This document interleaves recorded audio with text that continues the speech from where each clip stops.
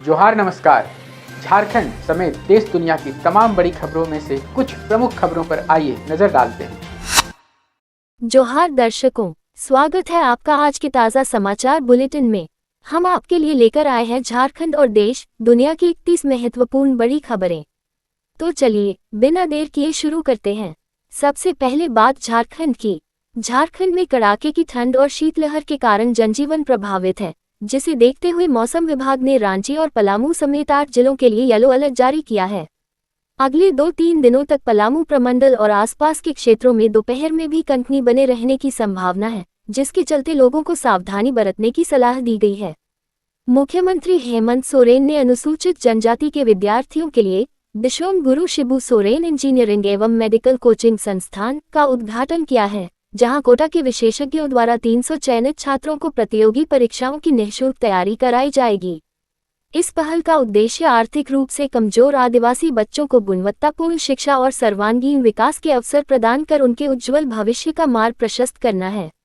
जमशेदपुर में कांग्रेस ने मनरेगा से महात्मा गांधी का नाम हटाने के केंद्र सरकार के फैसले के खिलाफ डीसी कार्यालय पर प्रदर्शन कर राष्ट्रपति और प्रधानमंत्री के नाम ज्ञापन सौंपा। जिलाध्यक्ष परविंदर सिंह के नेतृत्व में कार्यकर्ताओं ने इसे महापुरुषों का अपमान बताया और योजना का नाम यथावत रखने की मांग करते हुए सरकार पर नियमों के साथ खिलवाड़ करने का आरोप लगाया।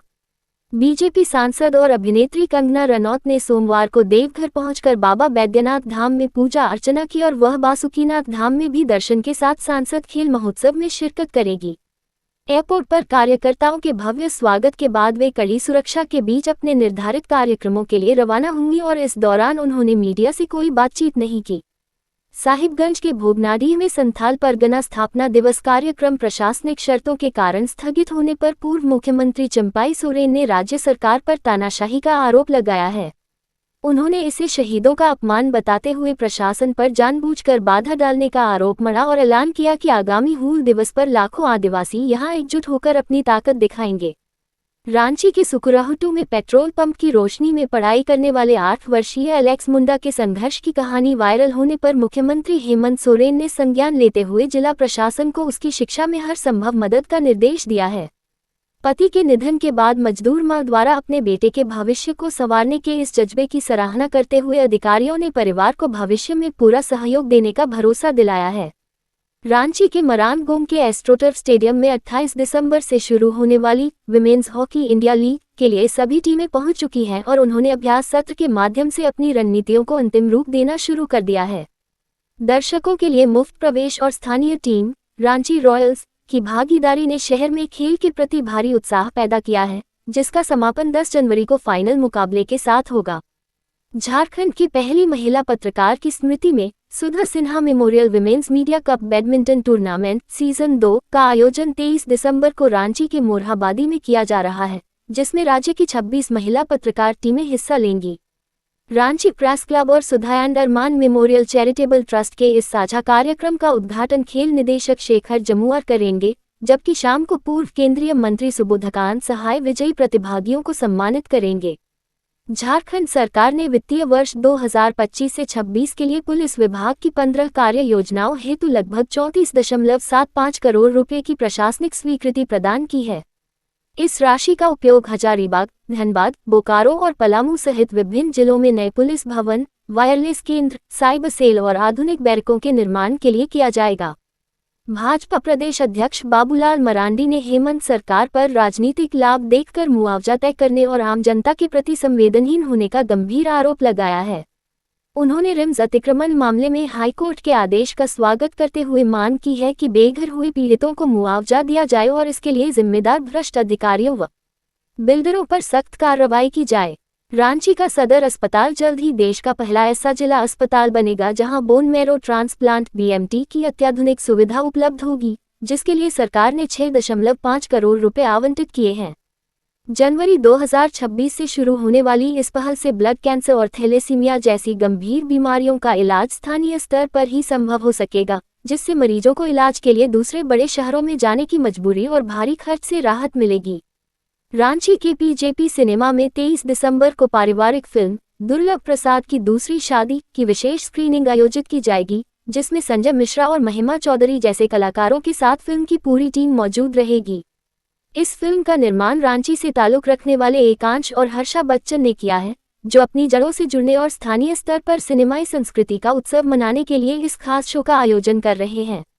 रांची में आयोजित प्रेस कॉन्फ्रेंस में कांग्रेस नेताओं ने केंद्र सरकार पर मनरेगा को योजनाबद्ध तरीके से कमजोर करने और राज्यों पर अतिरिक्त आर्थिक बोझ डालने का आरोप लगाया। कांग्रेस कार्य समिति सदस्य कमलेश्वर पटेल ने नेशनल हेराल्ड मामले को राजनीतिक साजिश करार देते हुए कहा कि केंद्र सरकार जांच एजेंसियों का दुरुपयोग कर गांधी नेहरू की विचारधारा और विरासत को मिटाने की कोशिश कर रही है। प्रदेश प्रवक्ता राफिया नाज ने स्वास्थ्य मंत्री इरफान अंसारी पर पद के दुरुपयोग और सेवा नियमों के उल्लंघन का आरोप लगाते हुए उनके विरुद्ध भारतीय न्याय संहिता (बीएनएस) की सुसंगत धाराओं के तहत कानूनी कार्रवाई की मांग की है। उन्होंने राज्य की जर्जर स्वास्थ्य व्यवस्था, एम्बुलेंस की कमी, अवैध कफसिर्फ के कारोबार और बजट के दुरुपयोग पर चिंता जताते हुए सरकार को मानवीय संवेदनाओं के प्रति संवेदनहीन करार दिया है। पलामू की उपायुक्त समीरा एस ने जिले के 63 केंद्रों पर धान खरीद अभियान की जानकारी देने और किसानों को जागरूक करने के लिए समाहरणालय से 3 जागरूकता रथों को हरी झंडी दिखाकर रवाना किया। इन रथों के माध्यम से किसानों को ई उपार्जन ऐप के उपयोग, बायोमेट्रिक सत्यापन और बिचौलियों से बचने की जानकारी दी जाएगी ताकि वे सुरक्षित रूप से न्यूनतम समर्थन मूल्य का लाभ उठा सकें। दुमका के मुफस्सिल थाना क्षेत्र में पुलिस द्वारा जब्त कर सील किए गए कमरे का ताला तोड़कर माफिया ने लाखों रुपए मूल्य की प्रतिबंधित कोरेक्स कफ सिर्फ की पूरी खेप चोरी कर ली। पुलिस की निगरानी में हुई इस सेंधमारी के बाद माफिया ने शटर पर नया ताला भी लगा दिया, जिसकी जानकारी मिलने पर अब पुलिस और ड्रग विभाग के अधिकारी मामले की जांच में जुटे हैं। रांची नगर निगम के प्रशासक सुशांत गौरव ने नागा बाबा खटाल स्थित एमआरएफ केंद्र का निरीक्षण करते हुए जर्जर ढांचों और पुराने वाहनों को 7 दिनों के भीतर हटाने तथा परिसर की सुरक्षा हेतु बाउंड्री वॉल निर्माण के निर्देश दिए। उन्होंने कचरा निष्पादन व्यवस्था को सुदृढ़ करने के लिए समग्र मास्टर प्लान तैयार करने पर जोर दिया ताकि गीले कचरे का प्रतिदिन निस्तारण कर स्थानीय लोगों को दुर्गंध और असुविधा से राहत दिलाई जा सके। रामगढ़ जिले के विभिन्न प्रखंडों में स्थित स्पंज, फेरो एलॉय और अन्य फैक्ट्रियों द्वारा फैलाए जा रहे अनियंत्रित प्रदूषण से स्थानीय लोगों के स्वास्थ्य, खेती और पर्यावरण पर बेहद बुरा प्रभाव पड़ रहा है। प्रदूषण नियंत्रण बोर्ड की कथित लापरवाही के बीच स्थानीय ग्रामीण श्वसन रोगों और आर्थिक नुकसान का सामना कर रहे हैं, जिसके कारण अब प्रशासन से इन उद्योगों के खिलाफ सख्त कार्रवाई की मांग की जा रही है। बीएफसीएल कंपनी द्वारा फैलाए जा रहे प्रदूषण की कहानी आप पहले भी एसवीएन न्यूज झारखंड पर देख चुके हैं। चाईबासा के सारंडा जंगल में सक्रिय भाकपा माओवादी के शीर्ष नक्सलियों पर नकेल कसने के लिए ओडिशा पुलिस ने ओडिया, हिंदी और अंग्रेजी में इनामी पोस्टर जारी किए हैं। इन पोस्टरों में मिसिर बेसरा और असीम मंडल जैसे खतरनाक नक्सलियों पर 1.20 करोड़ रुपए तक के इनाम की घोषणा की गई है और सूचना देने वालों की पहचान गुप्त रखने का भरोसा दिलाया गया है। पलामू के मेदिनीनगर में गैंगस्टर प्रिंस खान ने एक जेवर व्यवसायी से सोशल मीडिया के जरिए 1 करोड़ रुपए की रंगदारी मांगी है और पैसा न देने पर जान से मारने की धमकी दी है। दुबई से धमकी दिए जाने के इस पहले मामले को गंभीरता से लेते हुए पुलिस ने प्राथमिकी दर्ज कर व्यवसायी की सुरक्षा बढ़ा दी है और गैंगस्टर के स्थानीय संपर्कों की जांच शुरू कर दी है। गिरिडीह के मुफस्सिल थाना क्षेत्र में छेड़खानी का विरोध करने पर 2 युवकों ने एक महिला दुकानदार पर खौलता तेल डाल दिया, जिससे वह गंभीर रूप से झुलस गई। पुलिस ने त्वरित कार्रवाई करते हुए मुख्य आरोपी उदय चौधरी को गिरफ्तार कर लिया है, जबकि दूसरे फरार आरोपी की तलाश के लिए छापेमारी जारी है। पलामू पुलिस ने हैदरनगर के कुकी गांव में राशन दुकान की आड़ में चल रहे अवैध गांजा कारोबार का भंडाफोड़ करते हुए 3 किलो 270 ग्राम गांजा बरामद किया है। पुलिस अधीक्षक के निर्देश पर हुई इस कार्रवाई में आरोपी दुकानदार गुड्डू कुमार को गिरफ्तार कर न्यायिक हिरासत में भेज दिया गया है और पुलिस अब इस तस्करी नेटवर्क के अन्य संपर्कों की जांच कर रही है।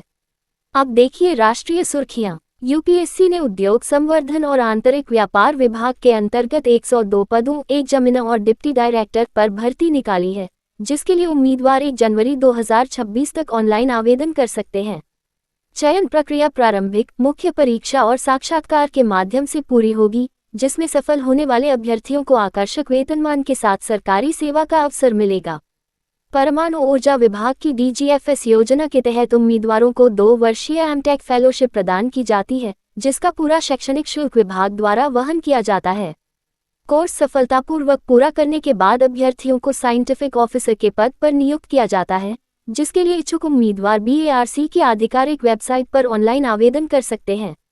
बिहार सरकार अगले 3 महीनों के भीतर विभिन्न विभागों में 3 लाख से अधिक रिक्त पदों पर बहाली प्रक्रिया शुरू करने जा रही है, जिसके लिए गृह और शिक्षा विभाग सहित कई क्षेत्रों से ब्यौरा जुटा लिया गया है।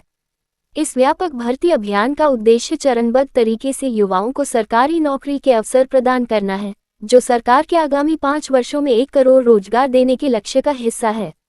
बिहार पुलिस सब ऑर्डिनेट सर्विस कमीशन (BPSSC) ने 1799 सब इंस्पेक्टर पदों के लिए प्रारंभिक परीक्षा की तिथियां 18 और 21 जनवरी 2026 घोषित कर दी हैं। अभ्यर्थी अपना एडमिट कार्ड 30 दिसंबर 2025 से आयोग की आधिकारिक वेबसाइट से डाउनलोड कर सकते हैं, जिसके बिना परीक्षा केंद्र में प्रवेश की अनुमति नहीं होगी।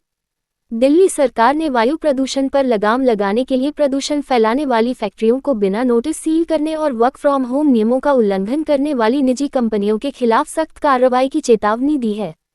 मंत्री मजिंदर सिंह सिरसा के अनुसार GRAP-4 के तहत चलाए जा रहे सघन अभियान में पिछले 4 दिनों में लाखों वाहनों की जांच की गई, जिनमें से लगभग 10,000 वाहन प्रदूषण मानकों में विफल पाए गए।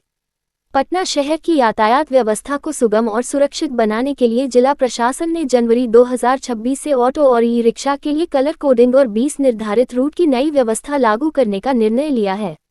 इस पहल के तहत सभी 4,800 वाहनों में QR कोड लगाना अनिवार्य होगा, जिससे यात्री स्कैन करके चालक और रूट की पूरी जानकारी प्राप्त कर सकेंगे और यातायात नियमों का उल्लंघन होने पर सख्त कार्रवाई की जाएगी। हैदराबाद के राजीव गांधी अंतर्राष्ट्रीय एयरपोर्ट पर एम्स्टर्डम से IKLM एयरलाइंस की फ्लाइट में बम होने की ईमेल धमकी मिलने के बाद सोमवार तड़के हड़कंप मच गया और सुरक्षा एजेंसियों ने विमान को एकांत में ले जाकर सघन तलाशी ली। जांच के बाद कोई संदिग्ध वस्तु न मिलने पर धमकी को फर्जी घोषित कर दिया गया। वहीं पुलिस अब विदेशी सवा और VPN का उपयोग कर ऐसी अफवाहें फैलाने वाले दोषियों की पहचान करने में जुटी है। बांग्लादेश में आम चुनावों से पहले बढ़ती हिंसा के बीच सोमवार को खुलना शहर में अज्ञात बंदूकधारियों ने छात्र नेता मोतालेब सिकदर को सिर में गोली मारकर गंभीर रूप से घायल कर दिया। ये हमला छात्र नेता शरीफ उस्मान हादी की हालिया हत्या के कुछ ही दिनों बाद हुआ है, जिससे चुनाव पूर्व देश में राजनीतिक अस्थिरता और तनाव और गहरा गया है। हरियाणा के यमुनानगर में TB की बीमारी से ठीक होने के बाद एक महिला को उसके फौजी पति द्वारा अपनाने से इनकार करने और तलाक का नोटिस भेजने पर पीड़िता ससुराल के बाहर धरने पर बैठ गई है, जहां पत्नी का आरोप है कि स्वस्थ होने के बाद उसे जानबूझकर छोड़ा गया। वहीं पति का दावा है कि कई पंचायतों के बावजूद मायके वालों ने उसे वापस नहीं भेजा, जिसके कारण उसने कानूनी रास्ता अपनाया। ये थी आज की 31 बड़ी खबरें। अगर आप ऐसे ही अपडेट्स पाना चाहते हैं तो हमारे YouTube चैनल को सब्सक्राइब करें, Facebook पेज को लाइक करें और इस वीडियो को शेयर जरूर करें। फिर मिलेंगे अगले बुलेटिन में। तब तक के लिए जोहार और नमस्ते। तो कैसी लगी हमारी ये खबर हमें बताइएगा ज़रूर। कैमरा के पीछे से मेरा सहयोग कर रहे अजय महतो, आनंद चौहान और साथ मैं विजयदत्त पिंटू रांची।